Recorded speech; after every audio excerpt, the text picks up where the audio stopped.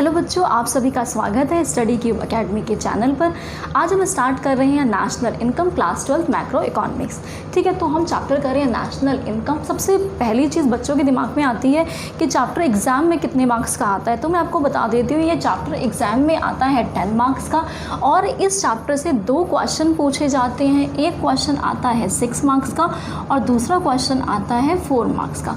ज़्यादातर वैसे इस चैप्टर से प्रैक्टिकल क्वेश्चन ही पूछते हैं, मीन्स हो सकता है दोनों क्वेश्चन आपसे प्रैक्टिकल ही पूछते हैं, लेकिन कभी कभी थ्योरी पोर्शन भी पूछ सकते हैं। तो प्रैक्टिकल्स करने के लिए भी हमें ज़रूरी है, थ्योरी हमारा बेस बनाएगी, उसके बाद फिर हम प्रैक्टिकल्स करेंगे। और ये चैप्टर सबसे ज़्यादा आसान है, इससे ईजी और कोई चैप्टर नहीं है। ठीक है, तो ये चैप्टर करने के लिए सबसे पहले हम 2 वर्ड्स का मीनिंग समझते हैं। एक है नेशनल इनकम और दूसरा है डोमेस्टिक इनकम। देखो, पढ़ने में या सुनने में वर्ड तो दोनों एक जैसे ही लग रहे हैं, दोनों के दोनों एक नेशनल इनकम है, एक डोमेस्टिक इनकम है, लेकिन कुछ डिफरेंस है दोनों के अंदर। अब हम वो देखते हैं। जब भी हम नेशनल इनकम की बात करते हैं तो इसके अंदर बात होती है रेजिडेंट की। क्या जब भी हम नेशनल इनकम की बात करते हैं तो इसके अंदर बात होती है रेजिडेंट की। इंडिया का रेजिडेंट, क्या इंडिया का रेजिडेंट चाहे इंडिया के अंदर या इंडिया के बाहर कहीं भी इनकम जनरेट करे, उसे हम क्या बोलते हैं? National income. मीन्स इम्पॉर्टेंस जी मीन्स अगर आप इंडिया के रेजिडेंट हो, आप चाहे इंडिया के अंदर या इंडिया के बाहर कहीं भी इनकम जनरेट करो, तो उसे हम बोलेंगे हमारी नेशनल इनकम का पार्ट है। इम्पॉर्टेंस दे रहे हैं रेजिडेंट को।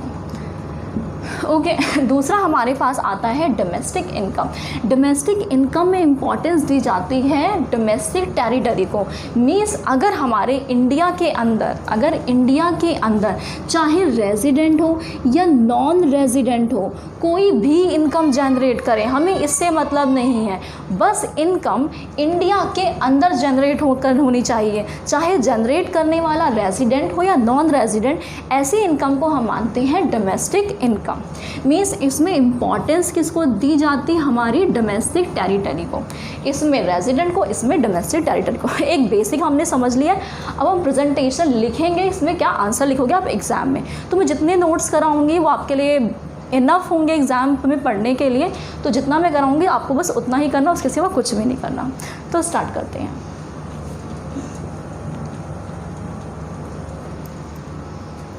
आप लोग साथ साथ लिख सकते हैं।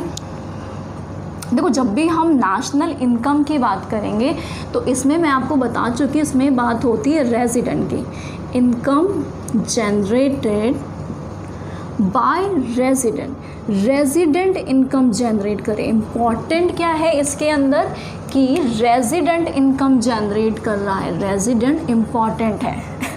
चाहे रेजिडेंट इंडिया के अंदर इनकम जनरेट करे या इंडिया के बाहर, यही बताया मैंने आपको। विद इन डोमेस्टिक टेरिटरी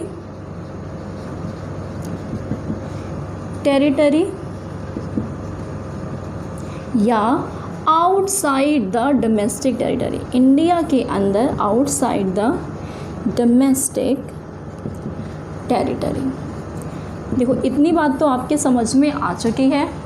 मैं एक बार बना के समझा देती हूँ। ये इंडिया है आपका, इंडिया का रेजिडेंट इंडिया के अंदर या इंडिया के बाहर कहीं भी इनकम अर्न करे, उसे हम क्या बोलेंगे? National income. अब हम आगे बढ़ते हैं। दूसरा हमारे पास है domestic income.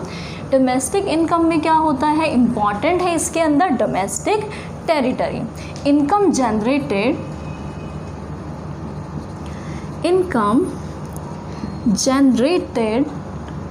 With in domestic territory. Income generate करने वाला चाहे रेजिडेंट हो या नॉन रेजिडेंट हो, इम्पॉर्टेंट है कि हमारे इंडिया के टेरिटरी के अंदर इनकम जनरेट हुई है। Income generated with in domestic territory whether by resident, चाहे रेजिडेंट इनकम जनरेट करे या नॉन रेजिडेंट, हमें उससे मतलब नहीं है। ठीक है, तो इसे हम बोलते हैं डोमेस्टिक इनकम। इसको भी दिखाते हैं। ये हमारी डोमेस्टिक टेरिटरी है। डोमेस्टिक टेरिटरी के अंदर इनकम जनरेट होनी चाहिए, चाहे जनरेट करने वाला रेजिडेंट हो या नॉन रेजिडेंट हो। ठीक है, तो ये हमारा कॉन्सेप्ट था national income and domestic income का।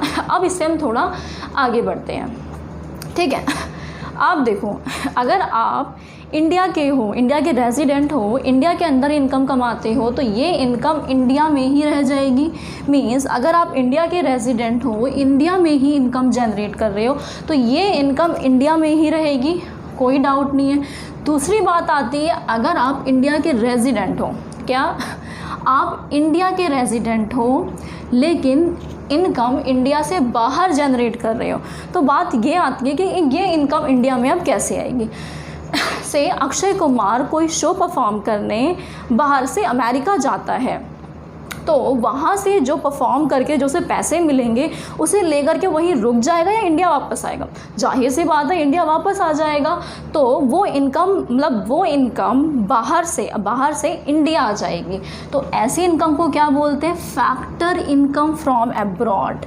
मीन्स ये इनकम इंडिया से बाहर से इंडिया आएगी, इसे क्या बोलते हैं? Factor income from abroad. Means अगर कोई इंडिया का रेजिडेंट इंडिया के बाहर से पैसे कमा के लेके इंडिया आएगा तो उसको नाम देते हैं हम फैक्टर इनकम फ्रॉम एब्रॉड। अब देखो, ये तो बहुत खुशी की बात है कि हमारे पास भैया पैसे आए हैं। जब पैसे, जैसे ही पैसे हमारे पास आते हैं हम खुश हो जाते हैं, तो ये पैसे इंडिया में हमारे पास आए हैं। तो ये पूरा कॉन्सेप्ट हमारा हो गया नेशनल इनकम का। ऐसे ही हम डोमेस्टिक इनकम का आप समझते हैं।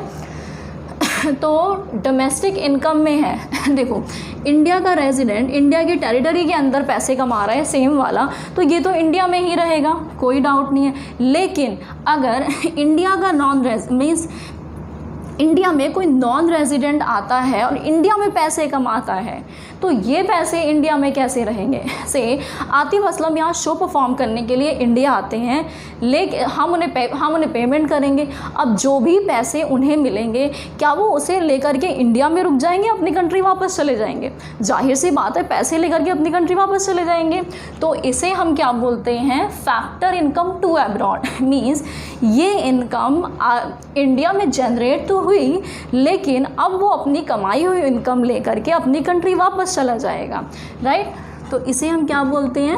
Factor income to abroad. क्या बोलते हैं? फैक्टर इनकम, मतलब जो इनकम आती है उसे बोलते हैं फैक्टर इनकम फ्रॉम अब्रॉड। जो इनकम चली जाती है उसे बोलते हैं फैक्टर इनकम टू अब्रॉड। भाई ये इनकम चली गई, मान लेते हैं, ये हमारे लिए दुख की बात है। मीन्स ये इनकम आई और ये इनकम चली गई हमारे पास से, ठीक है? तो ये हमारा पूरा कॉन्सेप्ट हो गया national income and domestic income का। एक और है NFIA, तो एक बार आप इसे कॉपी कर लो, इसके बाद हम NFIA समझेंगे। आप लोगों ने कॉपी कर लिया होगा तो मैं इसे इरेज कर देती हूँ।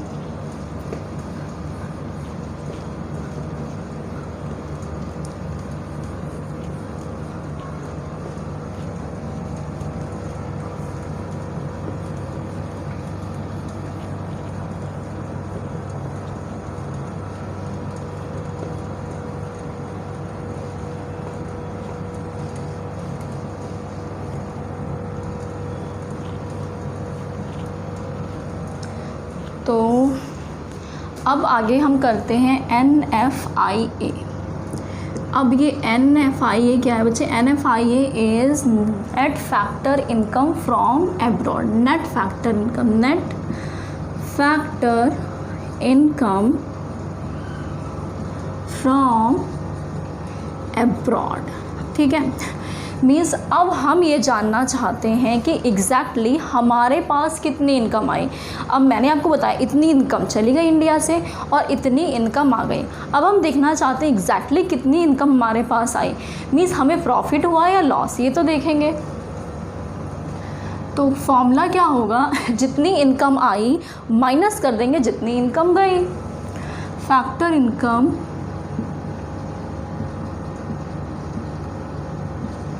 फ्रॉम एब्रॉड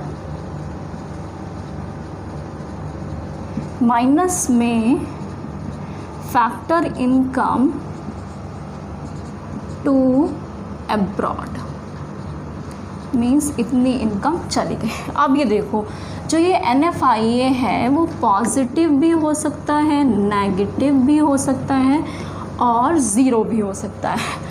अगर 1000 करोड़ इंडिया आए हैं और 800 करोड़ चले गए हैं तो उसे क्या बोलेंगे, हमारा NFI क्या है, पॉजिटिव है। अगर 800 करोड़ आए हैं और 1000 करोड़ चले गए हैं तो उसे क्या बोलेंगे, हमारा NFI नेगेटिव है। अगर जितना आया उतना ही चला गया भाई, नो प्रॉफिट नो लॉस। ठीक है, तो आज हमने किया domestic income, national income, 2 terms को समझा है हमने, और NFI। ओके, बहुत इंपॉर्टेंट है। आप बेसिक थ्योरी करके चलो, बाद में प्रैक्टिकल तो बहुत आसान हो जाएंगे। एक बार कॉन्सेप्ट क्लियर हो जाए, चैप्टर बहुत ईजी है, पूरा चैप्टर ही कॉन्सेप्चुअल है। ठीक है, तो ये आपका हो गया। तो आगे हम करेंगे अगली क्लास में, तब तक के लिए थैंक यू।